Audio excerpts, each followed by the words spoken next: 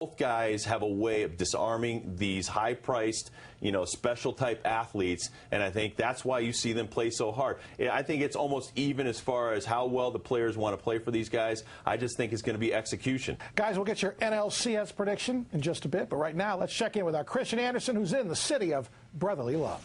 Thank you very much, Randy. We are at Citizens Bank Park here for the NLCS in Pennsylvania. I'm here with Joe DeCamara, WPEN Sports Talk host here in Philadelphia. Joe, the Phillies make a great run to get into the playoffs. They overtake the Mets in September. What do you think is the big thing that got them on this run? What got them to this point? Starting pitching, certainly in the last couple of weeks down the stretch in the playoffs, as we know in the first round. Starting pitching was huge for the Phillies, specifically Brett Myers. When you look at where the Phillies struggled during the season at various points, Brett Myers was atrocious. He was just absolutely awful coming through most of the season. He got it together at the very end. He's so key as the second starter in the series. And you knew all season that they were going to need Chris. They were going to need Brett Myers at this point in the year because they could not win, let's say, a World Series, certainly even get to the World Series. They could not win that without a quality number 2 starter. He's pitched like a quality number 2 starter lately, so that's made a huge difference. And then Ryan Howard, what he did coming down the stretch was a massive upgrade. He was, there's a lot of people that think he should be the MVP. I don't believe Ryan Howard should be the MVP of the league. I think it should be Albert Pujols. I don't put as much stock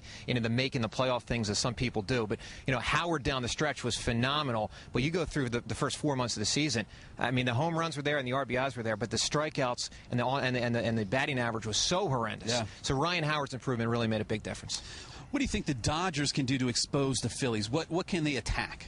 Well, they need to attack the middle of the lineup. The Dodgers should not be in a position where they are giving away outs. If there's a runner on third base and there's only one out, that's where, when you're playing the Phillies, you want to try to strike that batter out. The Phillies will strike out. Ryan Howard will strike out. Chase Utley will strike out. Jimmy Rollins will strike out. Phillies strike out a decent amount. So for the Dodgers, it's about, particularly with the left-handed hitters, and obviously Burrow strikes out quite a bit too, but with the left-handed hitters, and once they get into the bullpen, if they can bring some left-handed relievers in, which they certainly will, and they're setting up their bullpen to be able to do that, and we'll see what happens from a health standpoint here. But they should go after the left-handers with left-handed pitchers. That's where they can really do some damage. The Phillies struggle against left-handed pitching. The Dodgers, as we know, have a lot of right-handers in the starting rotation. The back end of the games where a lot of things are going to be decided. All right, I'm going to put you on the spot. I know you're local. You follow the Phillies, but if you had to make a prediction for the series, who are you taking? I think the Phillies are going to win this series, Chris. Shocker. Yeah, it is a shocker, isn't it? Now, I think the Phillies, I think it sets up well for the Phillies. One, because of Hamels. Again, the Dodgers don't have a pitcher of Hamels'